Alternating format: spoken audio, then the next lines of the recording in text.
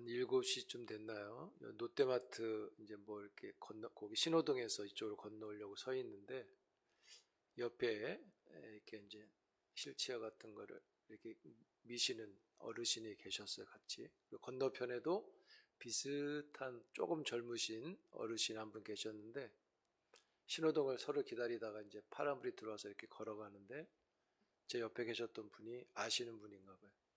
어디가? 이렇게 이제 물었어요. 그때 그분이 하는 말, 교회 가요 그러더라고요. 되게 오랜만에 들어본 것 같아요. 예전엔 좀 그런 거 자주 들었던 것 같은데 어렸을 때는 굉장히 새롭게 들었습니다. 교회 가요. 예, 그랬더니 잘 가. 잘 가 그러시더라고요. 잘 가셨을 거예요. 야, 참 정겨운 이렇게 참 오랜만에 듣는 소리가 확 들어왔습니다. 예, 여러분도 혹시 그런 신호등 같은 데 있어 물어보면 교회 갑니다 하는 것도 좋을 것 같아요. 여러분들 그 교회로 오셨으니까 또 함께 말씀 듣고 기도하는 일이 은혜가 되길 바랍니다.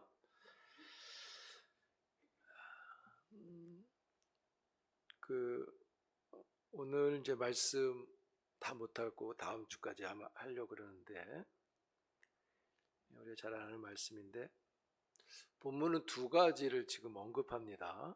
내용을 요약할 수 있습니다. 하나는 겸손해라.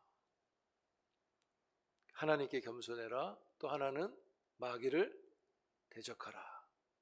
뭔가 겸손과 대적이 연관되어 있는 것처럼 느껴집니다. 그러니까 정리하면 이겁니다. 하나님께는 뭐하라? 하나님께 겸손하고 마귀에게는 오히려 대적을 해라.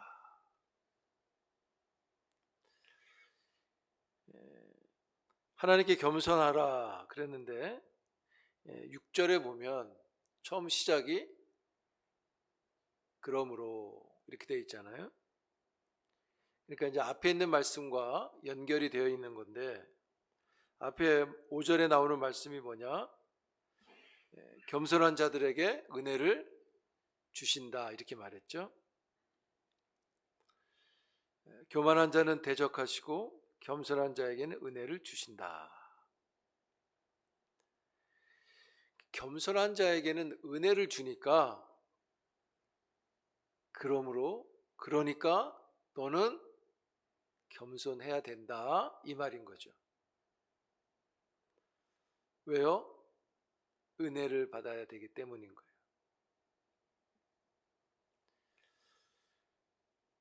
겸손한 자들에게 은혜를 주신다. 하나님 앞에서 그러니까 겸손할 줄 알아라 이런 말이죠. 여러분 우리가 하나님께 은혜를 받기를 원한다면 뭘 해야 되느냐? 어떻게 해야 되느냐? 겸손하면 되는 거죠. 하나님 앞에 나올 때 겸손한 자가 은혜를 받는 것입니다. 교만하면 은혜를 받을 수가 없는 거예요. 마음이 높으면 은혜를 받을 길이 없어요. 우리가 하나님께 겸손하게 나오면 하나님이 그 사람에게는 은혜를 베푸시는 거죠.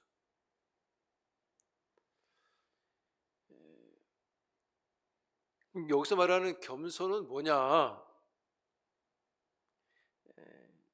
이 히라버 단어의 뜻은 여러 가지가 있지만 그냥 일반적으로는 딱 우리가 생각했던 대로 낮게 하다, 이런 낮아지게 한다 이런 뜻입니다. 뭐 다른 걸로 이제 평평하게 만든다는 뜻도 있지만 낮아진다가 본 의미입니다. 그러니까 하나님 앞에서든 뭐든 높아지지 않는 거죠. 높아지려고 하지 않는 것을 말하는 거예요. 사람한테도 마찬가지입니다. 그러니까 낮아지게 하는 사람은 하나님이 은혜를 베푸신다.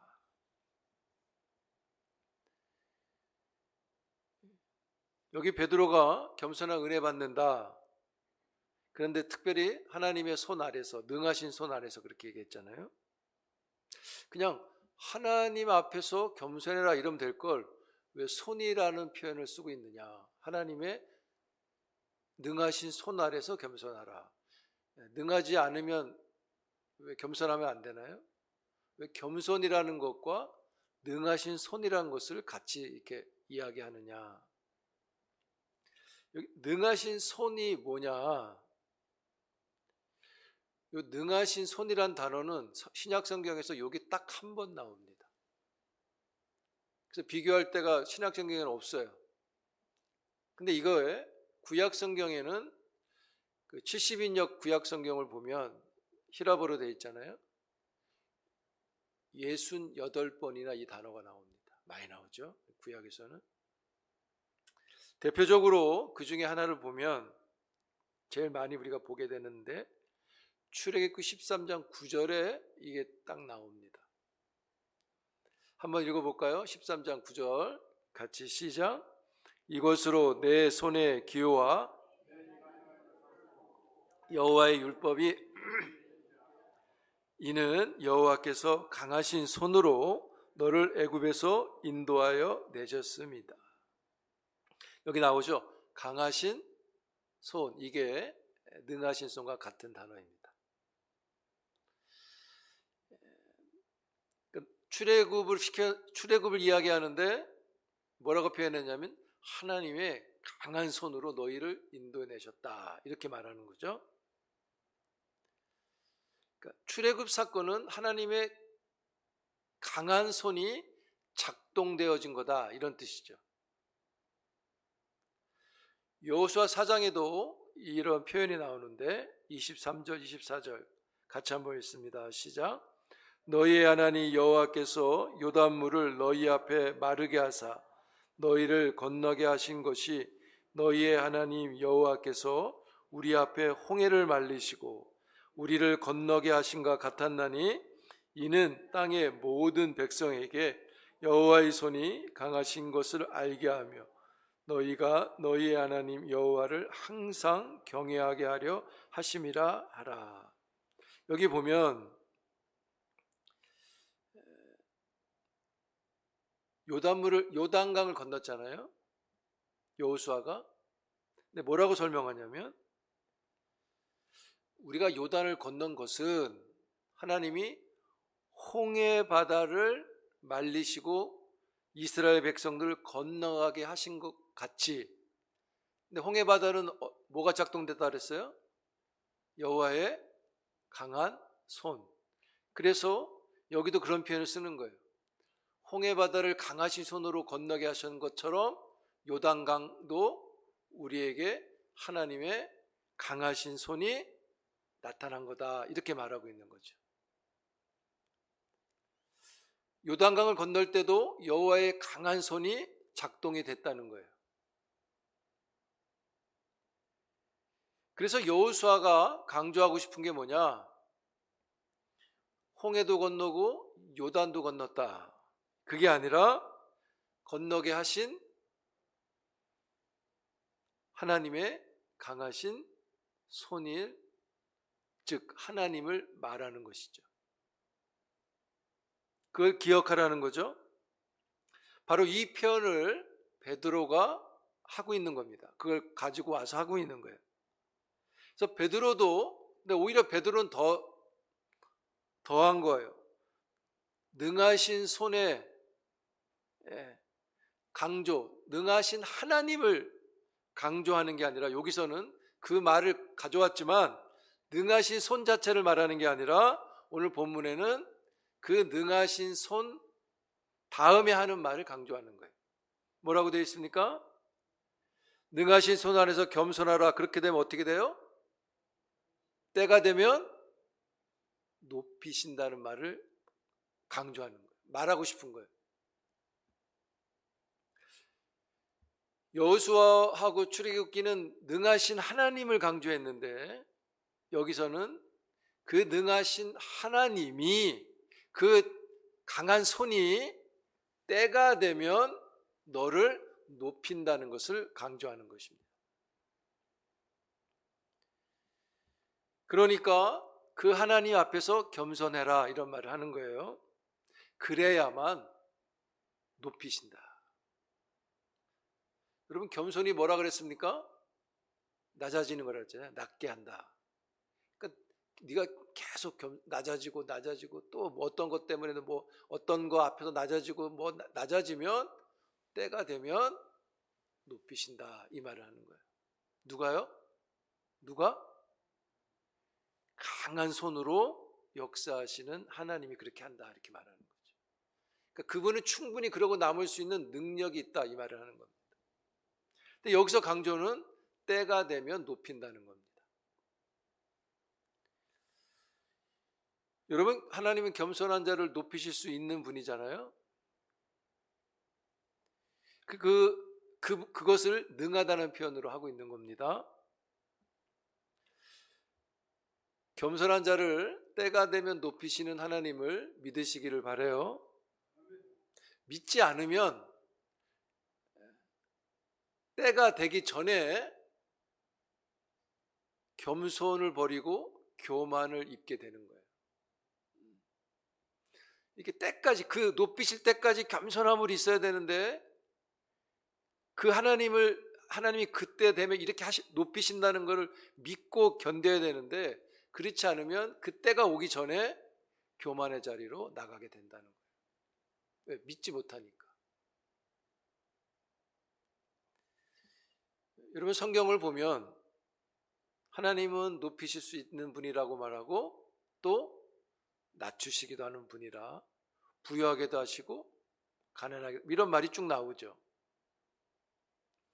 여러분 제 아무리 세상에서 큰 힘을 가졌다 해도 하나님이 그를 낮추시면 별 수 없는 겁니다. 그리고 아주 천한 사람이라도 높이시면 그가 유명한 자가 되는 게 아니라 존귀한 자가 되는 것입니다. 시편 75편 6편과 7절에 보면 이런 말씀이 나와요. 같이 있습니다. 시작. 무릇 높이는 일이 동쪽에서나 서쪽에서 말미암지 아니하며 남쪽에서도 말미암지 아니하고 오직 재판장이신 하나님이 이를 낮추시고 저를 높이시느니라. 그러니까 높고 낮게 하는 이 모든 건 하나님께 달려 있다. 누구 마음대로 할 수 있는 게 아니다. 왕이라 해도 하나님이 낮추실 수 있다. 대표적으로 누굴 낮춥니까? 사울 왕이 있죠. 내리막길로 막 가잖아요. 또 반대로 그 사무엘상에 보면 또 누굴 높입니까? 다윗도 높이지만 대표적으로 한나를 높이시는 일이 있죠. 그래서 한나가 그런 고백하잖아요. 부하게도 하고 가난하게도 하고 낮추기도 하고 높이시기도 한다는 말을 하는 거잖아요. 자기를 높이지 못해서 안달이 나면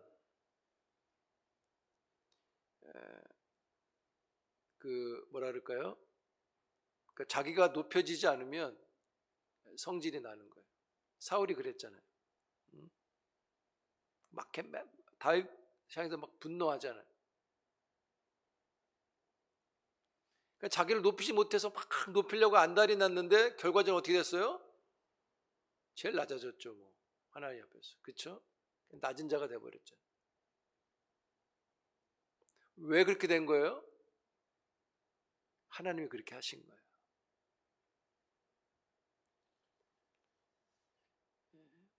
그래서 여기 능하신 손 아래서 하나님의 능하신 손 아래서 겸손하라 이 뜻은 연결시키면 때가 되면 높아진다 그랬잖아요. 그러니까 그때까지 마음을 그러니까 낮아지게 해라 이거예요. 낮아져라 이거예요. 그럼 왜 그때까지 낮아져야 되느냐? 물론 겸손이 좋은 거니까 겸손해라 할 수 있지만 왜 이 초대교회 성도에게 베드로가 그 높이시는 때가 있으니까 그때까지 낮은 마음으로 있으라 이렇게 말하는 거잖아요.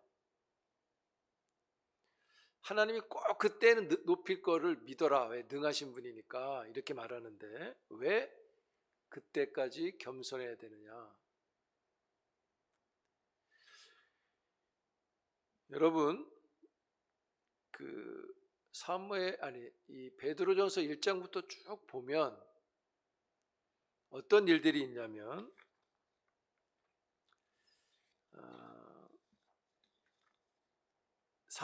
베드로전서 2장에 보면 이런 말씀이 나와요.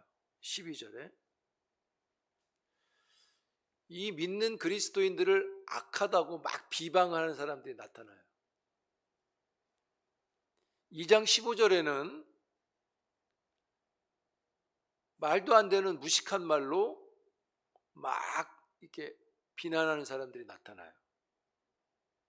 3장 16절 이하에 보면 선행을 했는데 욕을 해요. 욕을 먹어요.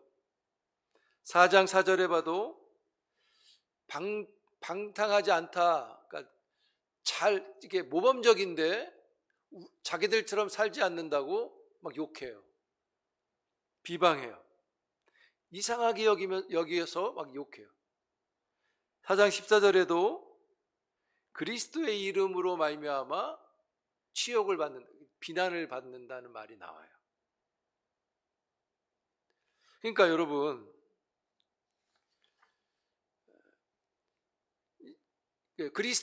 당시에 그리스도인들이 그런 사람들의 뭐 나쁜 짓도 안 했고 뭐 그렇게 해야 될 것도 없는데 비방하고 욕하고 이상하다 그러고 막 조롱하고 핍박을 하잖아요.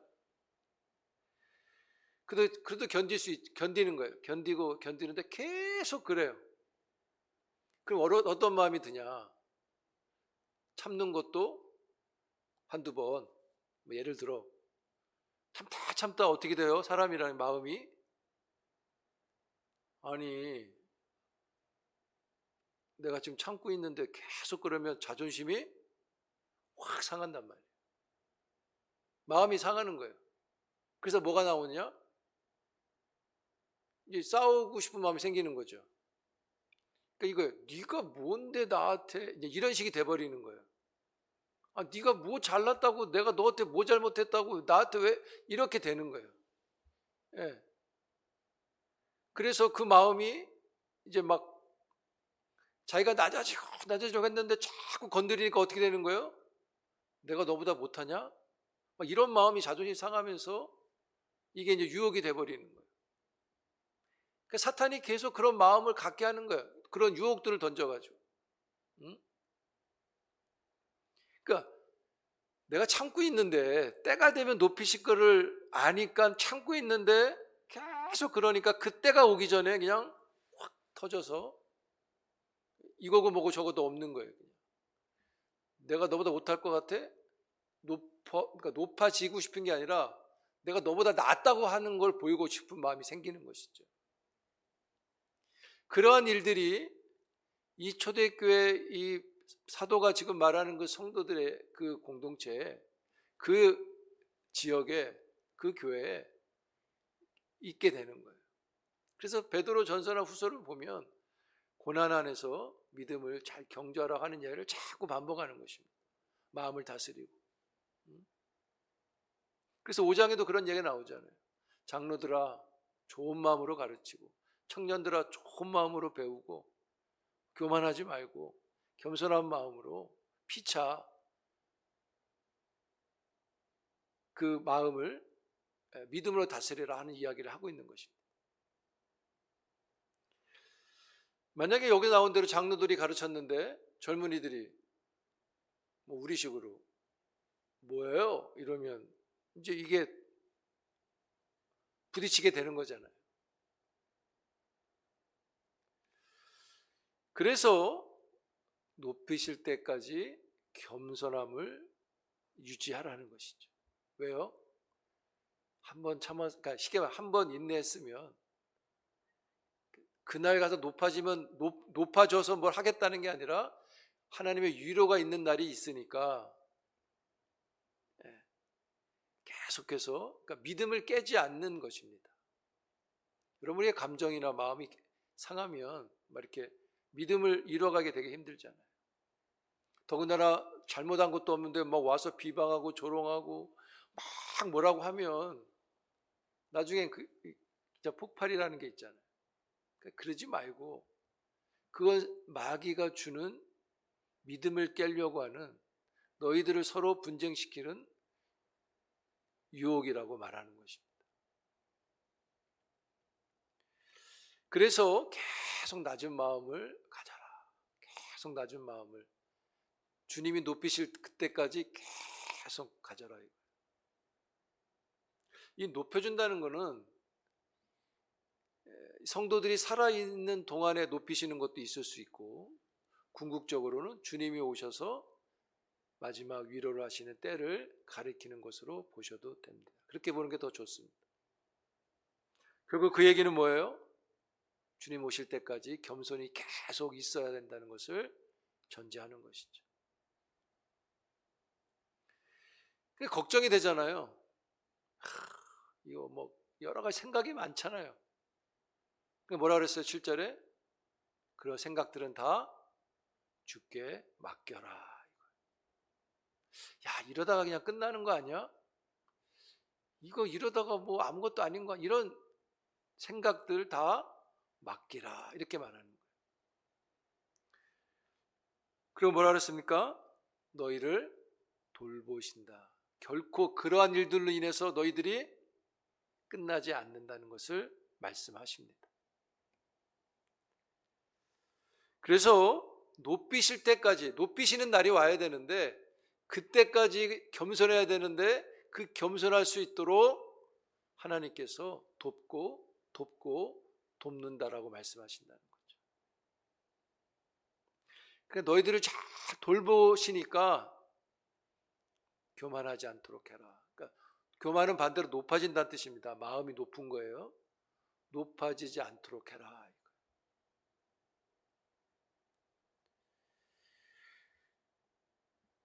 여러분, 그래서 아까 말씀드렸죠. 때가 되면 우리를 높이시는 것을 우리가 믿어야 한다는 거죠. 아멘.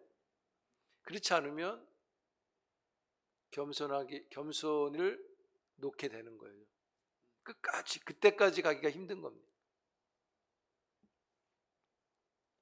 염려를 주께 맡겨라 그랬어요. 예수님이 그런 말씀하시죠. 마태복음 6장 31절 이하에 염려하여 뭘 먹을지를 걱정하지 말고 뭘 입을지를 걱정하지 말라. 이거는 이방인들이 구하는 것이다. 너희는 먼저 그의 나라의 의를 구하라.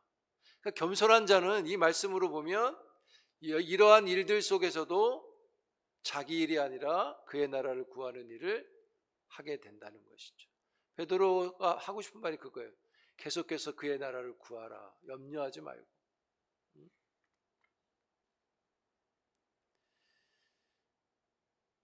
여러분, 우리가 내 문제를 염려하는 게 아니라 하나님이 염려해 주고 계시다, 이렇게 생각하셔도 됩니다.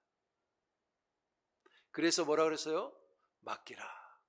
염려도 안 해주는 분한테 내 염려를 맡긴들 뭐 할 거예요? 별로 생각도 안 해줄 텐데. 그러나 그렇지 않다는 거예요.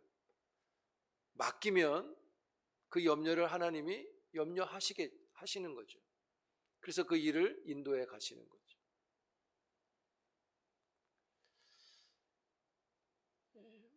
그래서 그 염려를 맡기고 어떻게 하라 그랬어요?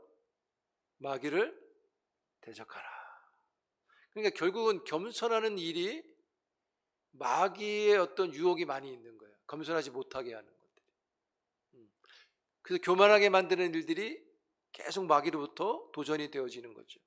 아까로 말하면 막 이게 인내하고 믿음을 지키고 있었는데 막 계속 핍박하고 조롱하고 욕하고 막 하니까 내가 너보다 못한 게 뭐냐고 이렇게 확 마음이 깨지는 그 일의 배후에는 마귀가 있는 거예요. 그러니까 갑자기 겸손을 얘기하고 은혜를 얘기하다가 마귀를 대적, 갑자기 이렇게 확 그러잖아요. 그러니까 마귀랑 관계되어 있는 거예요.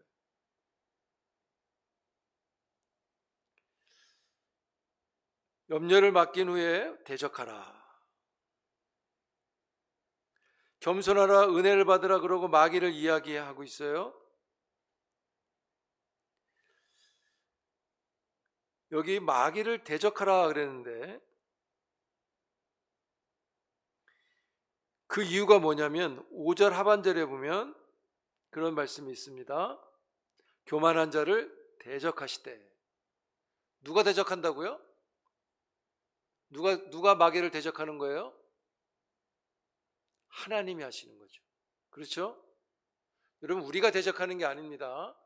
하나님이 대적하시기 때문에 우리도 할 수 있는 것입니다.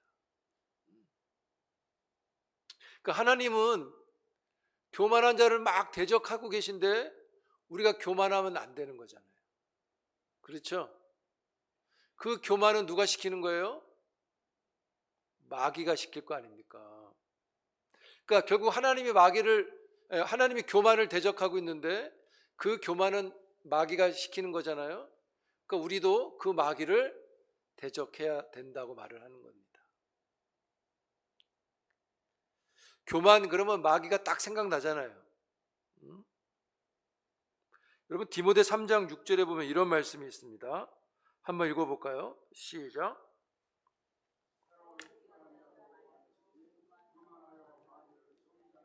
그 정죄에 빠질까 하며.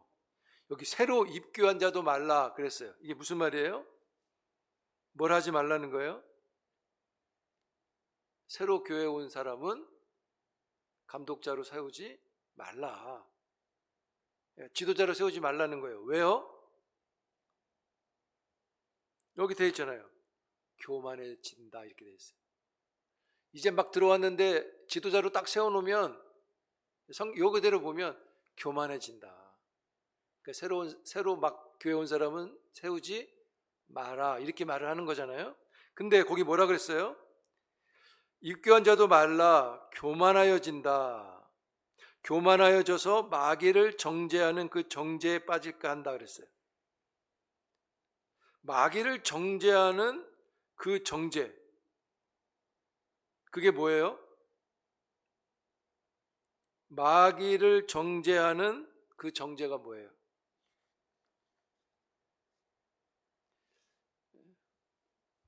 참 성경이 이렇게 물어서 어려운 것 같은데 결국은 그거죠. 마귀가 뭐 때문에 정죄를 받았냐 이런 질문인 거예요. 뭐 때문에 정죄 받았어요? 교만이죠. 그 교만이 무슨 마음이라 그랬어요? 높아지고 싶은 거였다는 거죠. 하나님처럼 높아지고 싶은 거였다는 거예요. 그래서 그 교만은 뭘 받아요? 정죄를 받는 거예요. 누구에게? 하나님께. 그럼 그 정죄를 누가 받았냐? 물어보는 거예요. 마귀잖아요. 마귀가 그 정죄를 받잖아요. 그러니 마귀를 대적하라는 말은 다른 말로 하면 교만하지 말라는 거예요. 하나님이 교만을 대적하듯 교만하지 말라. 높은 마음을 가지지 말라는 것입니다. 여기 대적이라고 그랬잖아요. 대적. 우리 편은 될 수가 없어요. 절대 우리 편이 될 수 없어요. 마귀는 우리의 적입니다. 적. 그래서 아까 말했잖아요. 착한 일을 했는데도 욕하고 자기들처럼 자기들처럼 안 한다고 욕하고 그리스도를 믿는다고 비난하고 그러니까 이런 일들의 배후에는 그러니까 그들 행동이 얼마나 교만합니까? 그렇잖아요. 마귀가 있는 거예요. 이 마귀라는 이 단어가 명사로 쓰면 그냥 마귀 이런데 이게 형용사로 사용되면 어떤 뜻을 갖냐면 아기를 품에 안고 뒤에서는 뒤에서는 험담한다는 뜻이 돼요. 앞에서는 아주 사랑스러운 엄마의 모습처럼 이렇게 아기를 끌어안는데 뒤에서는 정반대의 모습을 한다. 그게 마귀예요. 그래서 성경은 마귀를 뭐라 그러는 거예요? 참소하는 자라고 말하는 거예요. 계속해서 뒤에서는 험담을 하는 거예요. 비난하는 거예요. 응? 뒤에서 그 짓을 해요. 계속 남을 이렇게 하는 거예요. 그러니까 에덴 동산에서도 그런 식이잖아요. 이렇게 계속 아담하고 하와한테 이렇게 하잖아요.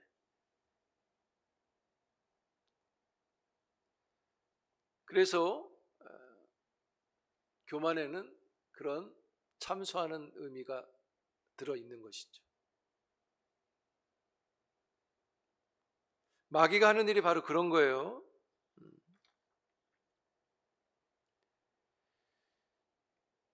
그리고 여러분, 이렇게 앞에서 애기를 안고 뒤에서 막 험담하는 게 마귀라 그랬는데, 어떠한 이유로든 남을 비방하고 욕하는 건 정당성을 얻을 수 없습니다.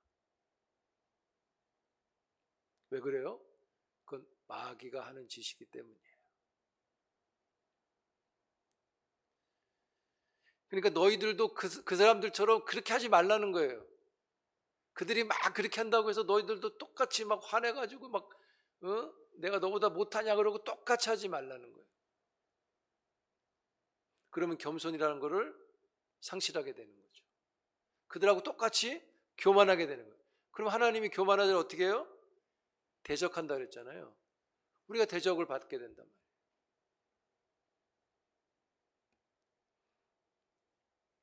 그러니까 네가 스스로 높이려고 하지 마라. 때가 되면 하나님이 높이시니까 그때까지 자 겸손해라 이 말을 하는 것이죠. 그래야 믿음을 지킬 수 있기 때문인 거예요.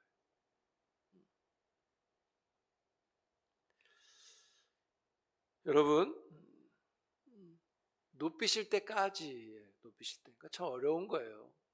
아까 말했듯이 이게 궁극적으로는 오시는 날이라 그랬잖아요.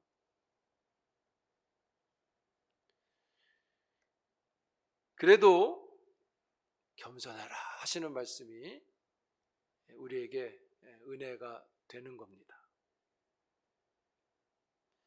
오늘 새벽 그 예배 때 본문이 이사야 5장이었어요. 이사야 5장 18절에서 30절이었는데 거기 말씀을 쭉 보면 교만한 사람들이 쭉 나와요. 그 중에 18절에 뭐라 그랬냐면 나는 스스로 지혜 있다 이렇게 말해요. 난 똑똑하다. 그러니까 우리식으로 말하면 내가 제일 잘났다 이거예요. 자기를 막 높여요. 스스로 높여요. 똑똑하다고. 그 다음에 하나님 말씀을 안 들어요. 그래서 하나님이 그런 말씀하시는 거예요. 심판한다고 하시는 거예요. 그러니까 겸손하지 않은 사람들의 특징은 그냥 교만인 거예요. 그게 교양이 있든 무식하든 예를 들어 어리석든 멋있든 다 교만인 거예요. 자기가 제일 잘난 거예요. 그러니까 막 뭘 하는 거예요. 그래야 자기가 높아지는 거죠. 그러니까 바리새인들이 그런 형식을 갖게 되는 거예요. 그렇게 취급을 받는 거예요. 그렇게 말씀을 듣게 되는 거예요.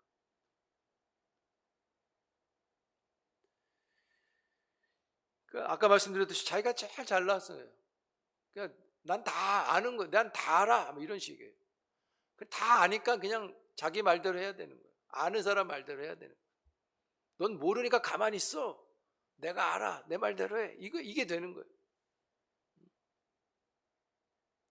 근데 여러분, 그 이사야 5장을 쭉 읽어보면 자기가 그렇게 똑똑하다고 말하고 다 안다고 말하지만 모르는 게 하나 있어요.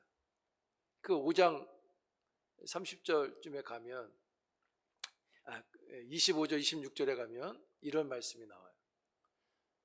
막 자기가 잘났다 그러니까 하나님이 뭐라 그러시냐면 너희들이 그러니까 내가 저 먼 곳에서 나라를 불러들여서 너희들을 때리겠다 이렇게 얘기해요. 그렇게 다 알고 잘난 사람이 저 멀리서 강한 나라가 와서 때린다고 하는 거는 몰라요. 그거를 깨닫지 못해요. 그러니까 진짜 모르고 있는 거예요. 그리고 먼 나라가 와서 이스라엘을 결국 때리죠. 바벨론이 오잖아요. 그 하나님의 심판이 있다는 건 몰라요. 지혜로운 게 아니에요. 더 어리석은 거죠. 그러니까 교만한 자는 더 어리석은 자인 거예요. 자기가 망해서 죽는데도 그건 모르는 거예요.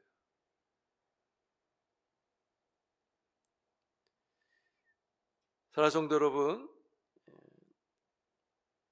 우리가 겸손하기를 더욱 기도하기를 바랍니다.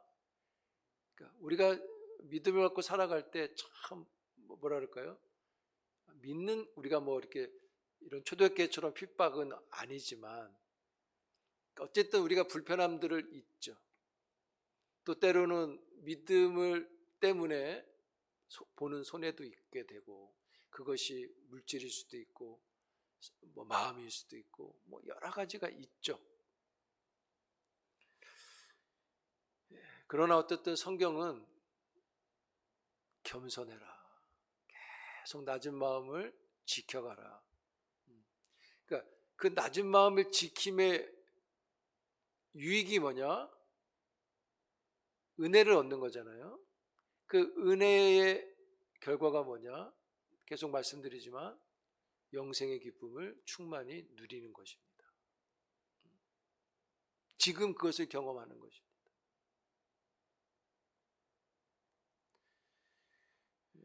우는 사자에 대해서 좀 얘기를 하려고 했는데 이건 다음 주에 해야 될 것 같아요. 그래서 겸손, 그냥 윤리적으로 겸손합시다. 이게 아니라 믿음으로 겸손한 겁니다. 이게 다른 겁니다. 내가 충분한데도 낮은 마음을 갖는 것입니다. 상대방을 뭐 이렇게 낮게 보는 게 아니라 그를 섬기는 것입니다. 표현하자면 그에게 그들처럼 하지 않는 것입니다. 그것이 우리에게 왜 유익이냐? 믿음을 지키게 하기 때문입니다. 그래서 믿음을 지키는 건 그런 것 같아요. 우리의 마음이 잘 살펴져야 그 마음이 경건이 일어나고 그 마음으로 하나님을 경외하게 하는 일이 있게 되는 것이죠. 하나님은 뭘 본다? 중심이 뭐예요? 마음이잖아요. 마음. 우리 주일날도 계속 그 말씀 보잖아요. 그래서 때가 되면 하나님의 위로가 있으니 그 하나님 믿고 우리 마음이 겸손함을 가져갈 수 있도록 믿음을 잘 이렇게 뭐라 그럴까요? 세워갈 수 있도록 하라고 하는 베드로 사도의 권면의 말을 성도들이 듣게 되는 것입니다. 그런 자에게는 주의 돌보심이 있다 그랬잖아요. 결코 그것 때문에 그 겸손한 것 때문에 망하거나 뭐 그런 게 없는 거예요. 돌보시는 게. 그래서 우리가 더 선한 그 하나님의 뜻을 받들어서 우리의 마음이 더 겸손한 자로 있길 바라요. 그래서 오늘 새벽에 그런 이야기를 잠깐 했어요. 그냥 다 알아 이렇게 하지 말고 다 몰라요 이렇게 하자. 다 몰라요. 좀 알려주세요. 이렇게 하자. 하나님 앞에 이렇게 하자. 그렇게 기도하자. 알아도 모르는 척하고 그렇게 하자. 하나님이 다 돌봐주십니다. 우리 저녁에도 그 하나님 앞에 우리가 겸손한 마음으로 우리의 삶에 굴곡이 많지만 겸손함을 가지고 낮은 자가 구해야죠. 뭐 하나님을 찾아야죠. 높이시기도 하고 낮기도 하시는 그 능하신 하나님을 다 모릅니다라는 마음으로 그 하나님을 찾고 구하는 이 저녁에 또 기도가 있기를 주의 이름으로 축복합니다.